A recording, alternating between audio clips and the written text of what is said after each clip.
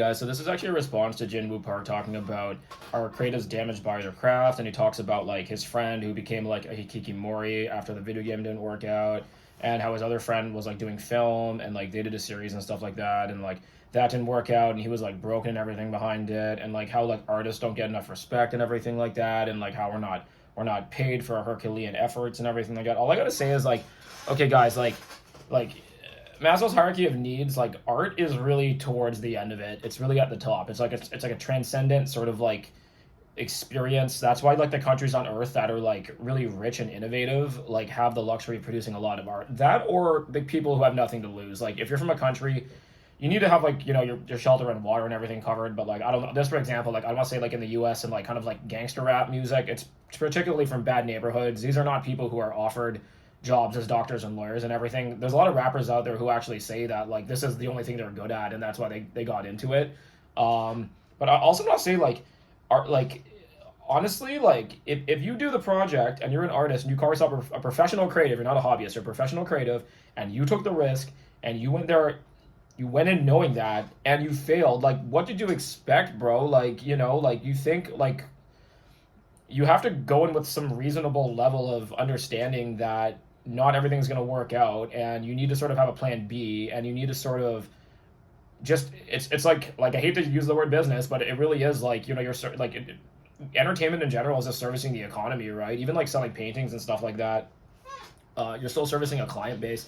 And even if you're not selling paintings like Andy Warhol, who a lot of people call a sellout, Picasso didn't sell a single painting until 10 years after his death, but he got to spend his entire life painting. And like I had one of my mentors who's like quite a bit older than me say to me that he used to work a job they didn't like, and he came home at the end of every day, and his job was really stressful, and it had nothing to do with music, and he just got to produce music for maybe an hour or two a day, and that was the best part of his day. And he says that even if I didn't have any tracks that blew up, even if I wasn't getting on big feature or whatever, at least I got to do that because music is the reward. And I'm starting to realize like if you really want to do art and it's part of your soul, and for a lot of creatives, like I'm a creative, like if I'm not making something cool and creative like at least once a week or if not every day, like I start to feel kind of weird about myself because it's the way my brain works. But we just need to have a bit more accountability for taking risk. Like if you want to do a video game startup, the odds of failure are really high, and if you go in knowing that and you fail, then don't just like become a hikikomori. Like this guy was probably like, if you become a hikikomori in the first place, honestly, like maybe you were prone to depression. Like that's not normal. There's a lot of game devs who just get up and keep going. So like I know a lot of creatives are like kind of like we're very like neurotic, emotionally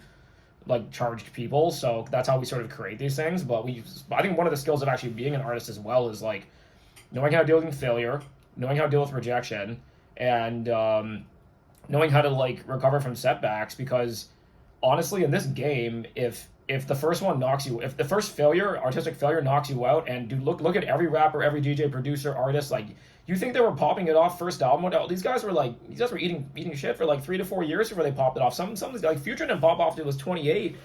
Jay-Z, The Blueprint didn't come out till he was 28. Like 50 Cent went to jail, all sorts of crazy stuff. Like I think the real professional artists who really make an impact are going to make it happen, hell or high water, and never give up.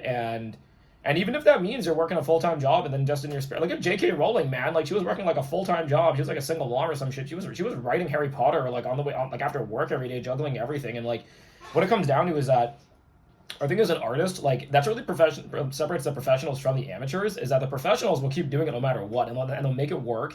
And if you really really love it, time will tell. Like the universe is a war of attrition on your soul. Like if you really love writing.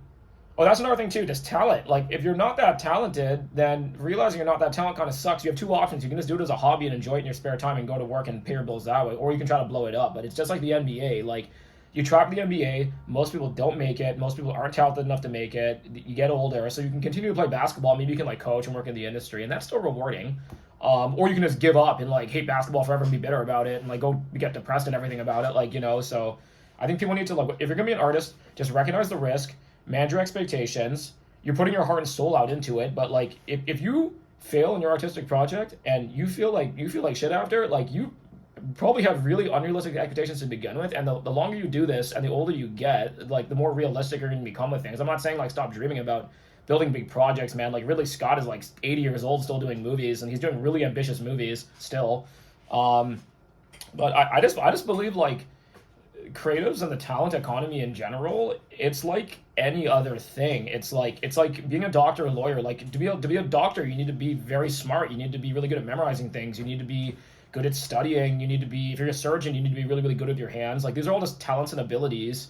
Even IQ is a talent in some ways, right? So if you're not, like, that's what I truly believe. Like if you're not cut out for it, don't do it. And there's a lot of rappers who don't really care if they make it. Like shouts to Rico Trap. Like I don't really think this guy cares if he gets super famous off it. Like a lot of his rapping is just dissing his baby mamas and talking about how ratchet his life is. And I think for him, it's a lot of it is just catharsis. And I think, okay, I think fundamentally let me get to my point here. I think fundamentally as an artist, I think the number one benefit you're going to get from doing art is just catharsis and feeling better about yourself and expressing yourself. And that's part of being human. Anyone can do that. You don't need to do it for a living. It's good every now and then. Maybe if you're lucky, you get to do it every day. That's definitely a privilege. But when you start doing it every day and the money gets involved, then you go join the industry and ask how many touring DJs and people who work in Hollywood, like what their stress level is when you start a big movie and then it gets like a horrible review. Like you have to kind of eat that, you know what I'm saying? So that's part of it. And then the second thing is like just talent and like, do you want to do this as your full-time job? Because for a lot of people, it starts off as a hobby. Like sometimes I feel like I don't have any hobbies because my hobby used to be graphic design and then it became this. And then like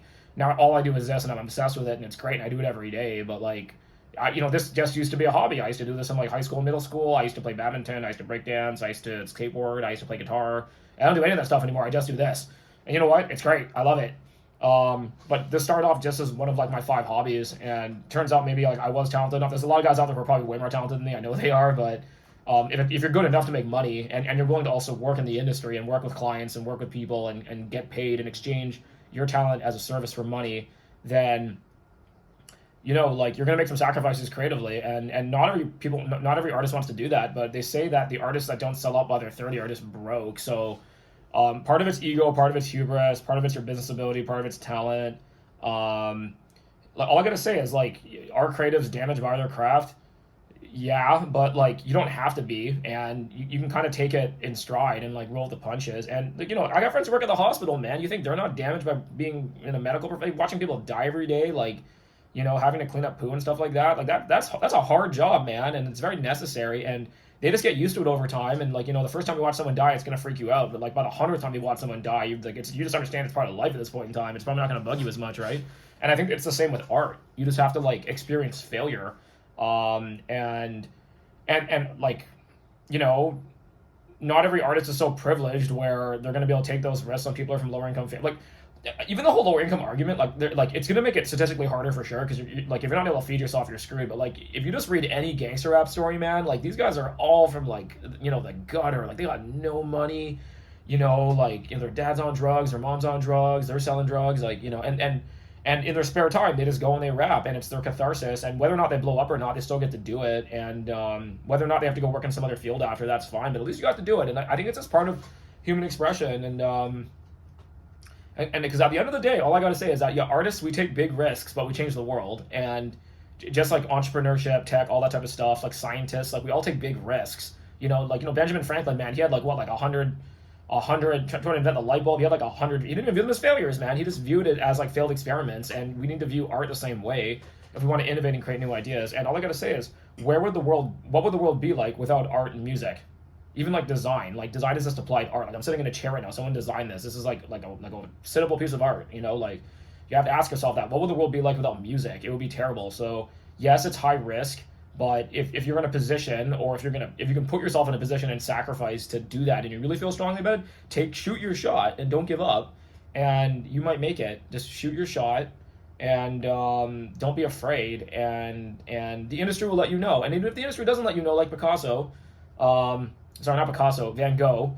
And even these guys, Picasso, man, the military was coming after him at one point in time, because like I think the Nazis in Italy were coming after him because, or in Spain, they were coming after him because they thought his art was degenerate. Like you have to kind of fight for your artwork and fight for your ideas. You really have to believe in this type of stuff, man. It's almost like a spiritual thing, So if that's not you, like I'm gonna say maybe art's not for you. Like not everyone should make the NBA. That's why we pay those guys millions of dollars, because they've trust me, like those guys have been through all sorts of shit to like get to where they are today, and they continue to perform. Like you've seen the Michael Jordan documentary, that guy, like even when he was number one, he was still like taking serious sacrifices every single year to make that career still pop off, right? So that's my 2 cents, guys.